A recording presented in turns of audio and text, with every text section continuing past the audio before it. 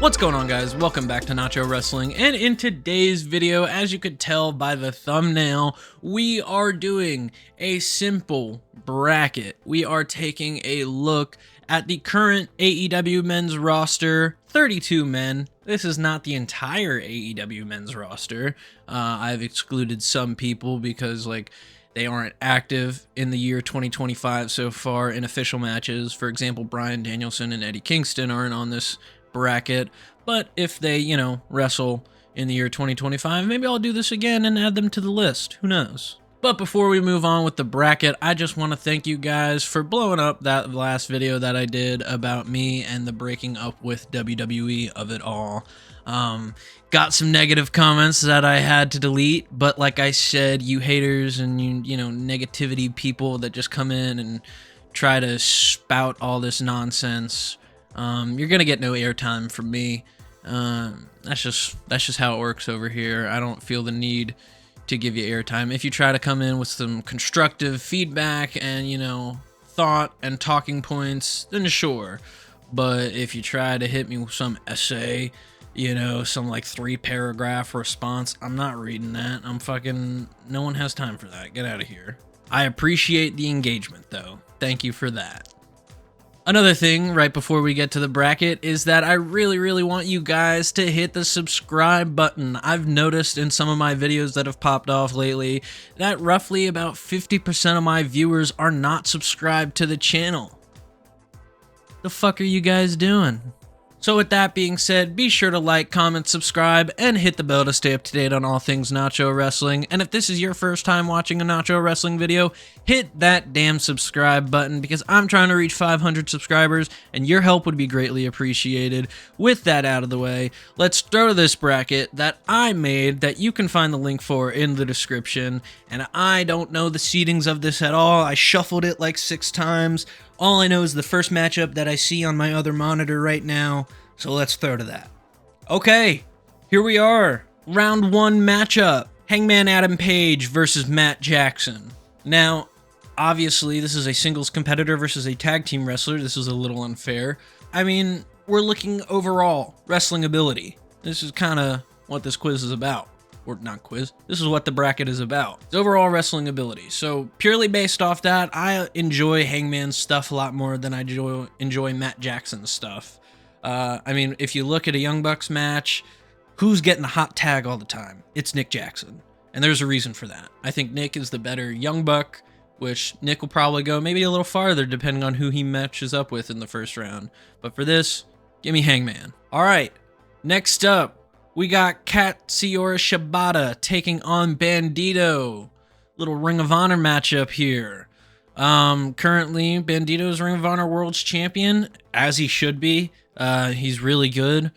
And I've always enjoyed Shibata's work, but I think in the year 2025, Shibata has entered a different role, a veteran role, so he's allowed to lay it back a little bit. He still has the every so often fucking banger that he does, but he's a member of the Ops now with Powerhouse Hobbs and Samoa Joe whenever Joe comes back. So he's not really a singles guy anymore. He doesn't really have to do that much, which isn't a bad thing at all. In this day and age, and right now in the year 2025, I'd probably take Bandito over Katsuyori Shibata. Brody King versus Jon Moxley. This is tough. I'm not gonna lie to you guys. I personally love Mox. I've always thought that Mox is the best member of the Shield. But I really like Brody King. And I like the tag team that him and Bandito are in together. This is tough. I wish I could give someone a bye here, or let them both move on and make the next round a triple threat. But in my heart of hearts, I have to go with Mox.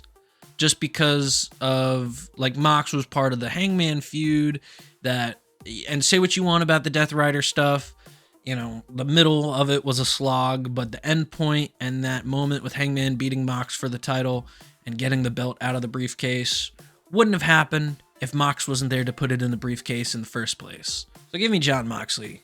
Ooh, look at this, a little Death Riders matchup. Claudio Castagnoli versus Wheeler Yuta. Love Wheeler. I think he's great. He's had some banger matches, some memorable moments in the history of AEW and Dynamite and Collision and all that.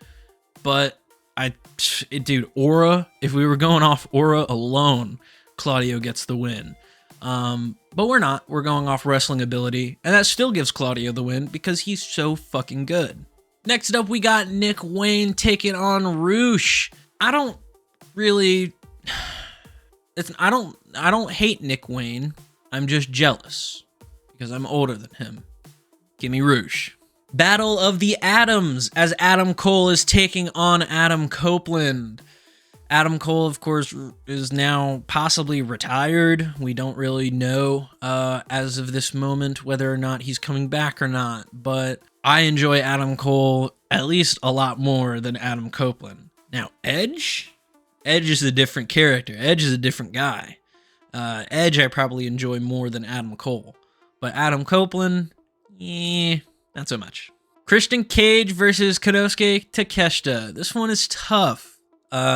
Cage does a lot of good work in the ring, and on the stick primarily is where he shines the most.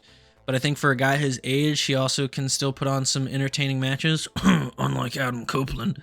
But that being said, it's Takeshita. It's the alpha. I mean, there's a reason that Tony is allowing this man to have contracts with New Japan and DDT at the same time and go compete in the G1 every year. This dude is a wrestler's wrestler. He knows what's up. He's got good presentation. He's got good in-ring work. He's got a good heater in Don Callis. He's got it all. He's got the whole package. If anyone should take that unified championship from Okada, like way later down the line, it should probably be Takeshita. Speaking of Kazuchika Okada, we have Big Kazu taking on MJF. A first-round matchup for the ages, and some people might get mad at me for this one, but in the Big 2-5, I'm still taking Okada. I know he reins it in on TV and stuff. I kind of clicked on it a little too fast. Moving on. Hangman versus Bandito. We're going to do one half of the bracket, and then we're going to move on to the other half of the bracket, just, so no one gets confused. But we have Hangman taking on Bandito in this second round matchup. AEW World Champ versus Ring of Honor World Champ. I love Hangman. Made a whole 26-minute video about why I think Hangman is the true face of AEW. If you haven't watched it, go check it out. Yeah, no, it's Hangman all day for me. The story, the complexities, everything he does from the in-ring to the character to the mic work. It's all beautiful. It's all chef's kiss. Give me Hangman. Next up, another Death Riders battle as Jon Moxley takes on Claudio Castagnoli, his emissary of violence. Mox could lose this one. I really do like Claudio's stuff. Claudio somehow is able to do a hot tag sort of type movement in a match when it's a singles match. And that's awesome. Like when he's just doling out uppercuts, like if he's in a triple threat or a fatal four-way or anything like that, and he just goes on a tear. Oh, it's one of the best sequences in wrestling. The swing still hits today. He's got a good finish, which so does Mox. Love the fucking paradigm shift / Death Rider, I think is actually what it's called. So love the dirty deeds as OGs know it. That being said, I think I still got to go with Claudio on this one. Claudio's Claudio, man. He's so fucking good. Roosh versus Adam Cole. This is where we properly have to give Adam Cole some flowers and send him on his way, as Roosh just moves way too much faster for Adam Cole to deal with. If this match were to actually happen, Roosh could turn Adam Cole into dust. I fully believe that. And yeah, not saying that either wrestler is bad, and this is a good time to say that just because they lost in the first round doesn't mean I don't like them. Just because they lose in the second round doesn't mean I don't like them. I love all these wrestlers that are listed. It's just, you got to pick one. And this is me trying to find out who my favorite current AEW wrestler is. And I'm sharing that with you guys. So right now, I'm enjoying a lot more of what Roosh has done lately with, the reemergence of LFI on Collision and everything like that. It's been interesting. It's been fun. And Adam Cole, to no fault of his own, hasn't really been able to do anything remarkable in 2025, especially now post All In, with a possible retirement on the horizon. Oh shit, Don Callis family inner turmoil as Konosuke Takeshita is taking on Kazuchika Okada.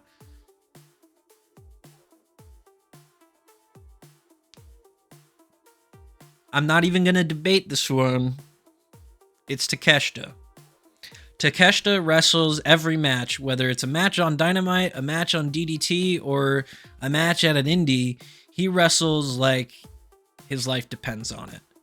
And Okada used to wrestle like that, and he doesn't have to anymore. He's made his money. He's earned his fat US contract on Dynamite and everything like that from AEW, so he can do what he wants now. And when it's time to have a big match, he can turn it on still. And when a wrestler earns that right, that's perfectly fine. You do you. But I love when a wrestler just has a passion for it and literally will just wrestle every match like it's his last. And Takeshita does that. So, Takeshita, you're moving on, buddy. Hangman versus Claudio. This is a tough one. Like I said with Claudio earlier, if this was all based on aura, Claudio would probably win. But it's not. And I still really enjoy Hangman's stuff just overall over Claudio. Claudio, at the end of the day, is a henchman to Jon Moxley and, will never surpass like fighting for the trios titles or tag titles unless he one day kicks out Jon Moxley and takes over the Death Riders. If that wasn't clear, Hangman Page is who I'm taking. Rush versus Takeshita. Rush having a little fucking Loyola Chicago moment, making his way pretty deep into this bracket. Too bad this is where we say goodbye to Rush. Takeshita's moving on. I think that's very obvious. Love Takeshita. I just glazed him earlier over the stuff with Okada and everything like that. And, ditto to everything here. Takeshita just... Oh my god. The match with Bandito at Ring of Honor Supercard of Honor during All In weekend. Fucking phenomenal, man. Absolute barn burner. It's amazing that Takeshita didn't win because he was going into the G1. I figured they were going to give him the Ring of Honor title to give him something in the G1. And his G1 matches, they've been hitting. So, yeah, give me Takeshita all day. Okay. I knew it was going to end up being these two from the jump when I got, to the second round. Let's be honest here. Love Hangman. I love Hangman. And I love Takeshita. I love both these guys a lot. Everything they do in the ring. But if, taking everything into account, all of it, I think Hangman's got the better character work. And I think that inches him just a little bit closer than Takeshita. I could be wrong. I'd love to hear some arguments about why Takeshita is better than Hangman for any reason, whether it's in-ring or whether it's promo or whether it's character stuff or presentation. Let me know, please. But for me, it's Hangman. Hangman, you're moving on to the finals. All right. Next bracket. Battle of the Kyles in the first round. Good way to start. Let's get this other side out of the way. Kyle Fletcher all day. Love KOR, love Kyle O'Reilly. Everything he's done since getting to AEW, I feel like is exactly what he should be doing. He's a journeyman. He's earned his right to just kind of do some side quests and enjoy his last few years in wrestling. Kyle Fletcher is the current TNT champion. Look at that picture I chose for him. He's fucking aura maxing hard. He looks absolutely phenomenal. Just based off this picture alone, Kyle Fletcher should make it to the finals. But yeah, give me Kyle Fletcher on this one. Sorry, Kyle O'Reilly. Anthony Bowens taking on Samoa Joe. This is kind of unfair for Anthony Bowens, don't you guys think? I think so. I love Samoa Joe. There's no bias here at all, but Samoa Joe is moving on 110%. Sorry, Anthony Bowens. Powerhouse Hobbs versus Roddy Strong.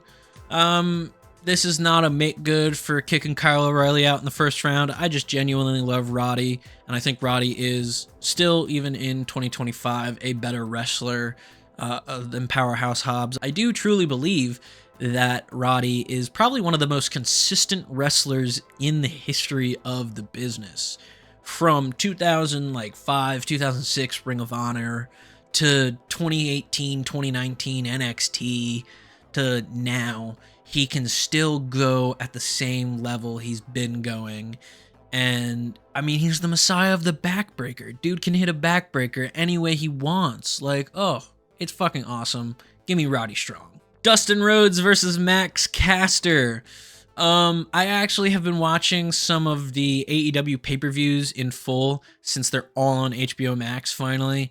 And I went back and watched the OG Double or Nothing. Was it Double or Nothing? Yeah, the OG Double or Nothing where they did Dustin versus Cody. And that match alone made me understand why Dustin still has a fucking job with this company and hasn't left for AEW, or WWE rather. He has just ignited a spark in him to really show that he's, more than gold dust. And I think that has made me appreciate him a lot more as a performer, as a wrestler. It's just that he can do really anything. And him being, no pun intended, the natural Dustin Rhodes, just normal guy, pretty much, big Texas redneck, essentially. I like it. I like it. They strapped like 3 belts on him at one point or something like that. Like, he was giving Mercedes Moné a run for her money. I didn't talk about Max Caster at all, and that's because I don't really... Max Caster is a comedy act at best right now, a comedy act jobber. So when they need to have someone make a big return, Max Caster's wheeled out to do his, stay for 5 minutes alive with the best wrestler alive or whatever it is, and then someone comes out. That's literally what they did with Roosh like a month ago. So, I mean, Dustin Rhodes, obviously. Commander versus Kenny Omega. This is another situation where this seems very unfair for Commander. Kenny Omega, I don't even need to debate this one. I love Commander. I think he's great. He does some really cool high-flying stuff. But this was the best bout machine. This is the guy that AEW was, kind of created for. I guess you could argue maybe AEW was created for Hangman or the Elite altogether. But, AEW was anchored for, a year and a half, 2 years by Kenny as the belt collector. Just, he's so fucking good. He's so good. Mark Briscoe versus the Beast Mortos. This one's kind of tough, actually. I feel like these guys, for me, are on equal level. I don't really hate either one of them.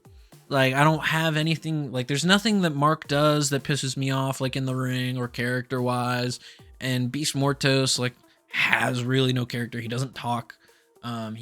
He's done, some slight comedy stuff, with Harley Cameron and stuff. But... or Harley Graham specifically. And I think that's funny, injecting a little bit of comedy into this very serious looking dude who wears a fucking Beast Mortos or whatever type of mask. War Pig? I don't know. What mask is that? Fucking awesome. I love his mask. I would say, though, that I'm probably more entertained by the overall thing that Mark Briscoe brings. Even with that fact, I still am going to go with Beast Mortos, and I'll give you the caveat for that being that I have a Beast Mortos shirt. I've worn it on the channel before. I don't have a Mark Briscoe shirt, and I love Mark Briscoe, and I love the Briscoe brothers. They're one of, my, top 5 tag teams. Beast Mortos, is a bigger dude, and the stuff he does in the ring for a guy his size is always fucking phenomenal and fun to see. So... yeah, I think I've talked myself into confidently saying Beast Mortos. Will Ospreay versus Nick Jackson. Oh, you remember when I said earlier that Nick Jackson might make it past the first round? I was wrong. I was so wrong. Will Ospreay, without a shadow of a doubt, is probably making it to the finals to take on Hangman. Little Double or Nothing rematch from this year. Yeah, Will Ospreay is moving on. Sorry, Nick. Juice Robinson versus Ricochet. I love what Ricochet has been doing character-wise lately. Very fun stuff. He plays very good heel, very funny. But, Juice returned at All In, and me and, a couple of other guys in my section were fucking guns-upping with each other. You know, you can't take away that moment from me. That moment was awesome. I love Juice. Actually, no, I can't. I really can't. Ricochet still can do some crazy shit in the ring. Sorry, Juice. I'm going with Ricochet. All right. Kyle Fletcher versus Samoa Joe. In the Big 2-5, you know, I said that shit about Shibata, and I know that, like, you could make the same argument about Samoa Joe, but I still enjoy Samoa Joe's stuff overall more than Kyle's stuff. Like, Samoa Joe just being now the veteran who literally doesn't give a fuck and is just down to scrap, essentially. That's awesome. But then on the Kyle Fletcher side of it, you look at Kyle and you look at all the stuff he's done and how he's practically reinvented himself from being, you know, the smaller guy in Aussie Open to being this huge jacked monster and the TNT champion. I could see the case being made for either guy here. I really could. But this is my bracket, so I'm taking Samoa Joe. Roderick Strong versus Dustin Rhodes. Battle of the old folk. I know Dustin is a lot older. Give me Roderick Strong here. I love Dustin, I really do. I glazed him earlier and, you know, said all those nice things about him and his match with Cody at Double or Nothing. But, like, it's Dustin versus Roderick Strong. I feel like this one's a gimme. Kenny Omega versus Beast Mortos. Talk about a match that I'd fucking watch on repeat, and they could have 700 matches and it would still be good on, like, the 700th attempt. So, yeah, wow. Tough one here. But Kenny Omega, without a shadow of a doubt, is moving on. Love Beast Mortos. And you know, give it like maybe a year or two, and I might say Beast Mortos over Kenny Omega. You know, depending on what Beast Mortos accomplishes and what else he does in the world of wrestling, like he could rise up the ranks. He really could. Will Ospreay versus Ricochet, a matchup that we are all too familiar with at this point. And just like how Will Ospreay wins most of the time, he's gonna win here again. I think Will Ospreay is the superior high flyer than Ricochet. I think Ricochet is more creative in the ring, but I think when you look at how the two guys are able to like put it together and tell a story with it, Will can tell a story with it. Ricochet can too, but I think Will tells a better story with it, if that makes sense. So, Will Ospreay, you're moving on, pal. Samoa Joe versus Roderick Strong. What the fuck? Is this Ring of Honor? Holy shit. God, I don't know. This one's actually really tough for me. In my heart of hearts, I want to go with Samoa Joe, but this is really just a battle to see who loses to Will Ospreay or Kenny Omega. I just realized that's the other quarterfinal. So, fuck. I don't know. I'll say Samoa Joe. I will say Samoa Joe. And I'll kind of give a very brief explanation why. Samoa Joe, along with Bryan Danielson, kind of helped me understand that wrestlers can really be anybody, look like anybody. In the same vein as Kevin Owens, in the same vein as like a Mick Foley, you know? He wasn't a jacked, you know, guy. He back in like early Ring of Honor, he was a bit more trim and everything like that, but he was younger, you know? You expect that from like a 20-year-old guy. He really showed me that like a wrestler can be fucking anybody and still be athletic, you know? So he really opened my eyes to looking at different, not body types of wrestlers, that sounds weird, but, you know, just understanding that they don't all have to look like John Cena or Randy Orton or Triple H to be a good wrestler. So Samoa Joe, go on and lose to Kenny or Will. Let's find out. Kenny Omega versus Will Ospreay. I could spend 15-20 minutes alone talking about this, but I'm not going to. Kenny is the whole reason I started watching New Japan back in like 2015, 2016. Just like I think a lot of people started watching back then, either for AJ Styles, and then stuck around and got infatuated with Bullet Club, you know? I kind of got there, and like I got there for AJ, but I got hooked on Kenny like immediately. And then when Kenny turned on AJ and took over Bullet Club, I was fucking excited. And then the Elite stuff, all of it, you know, wearing New Day shirts on New Japan's broadcasting was great. So I just have a lot of fond memories of Kenny. The stuff with Hangman has always been fun. You know, it anchored AEW's first 4 years of their company. So Kenny Omega's got to move on, I think. And Will, you made it this far. I think that's something to be proud of. You know, you've only been in AEW for like a year or so, like officially. So that's pretty crazy. Kenny Omega versus Samoa Joe. On one hand, you have a guy that really showed me the value of variety. Let's go with that in wrestling. On another hand, you have Kenny Omega, who opened me up to a whole new country of professional wrestling. Apples to oranges. You know, there's some similarities there. They're kind of the same. You know, they're both round, I guess. Kenny Omega's got to move on. He really does. He's their Roman Reigns. I think that's the best way to explain Kenny. He is AEW's end-all, be-all. He will always be their base of the company, whether it's as a wrestler or whether it's as like sort of an executive type role, or an ambassador type role. He's always going to be that guy, and he's always going to hover around a title. And I think that proves that he's got to be in the finals, and he's got to meet Hangman. So let's talk about it. Hangman Page versus Kenny Omega, the finals of the bracket. Right now, like as of recording this, I mean, you'd have to say Hangman. Kenny hasn't been seen since All In, I don't think. I don't remember him being on TV recently. Yeah, I got to take Hangman here. I feel like this is the obvious answer. I feel like this was an obvious finals matchup, you know, but sometimes the obvious one is the most fun one to look at and talk about, because it really makes you think, like, oh shit, like who out of these two would I pick? And right now, I have to take Hangman. He's their top guy right now. Whereas Kenny is the face of AEW, I say Hangman is. I say Hangman is. So that is it. My official favorite current AEW wrestler as it stands in 2025 is Hangman Adam Page. Woo! Confetti, confetti, confetti, confetti. Fireworks, fireworks, fireworks. Yay, congratulations, Hangman. I hit my mic.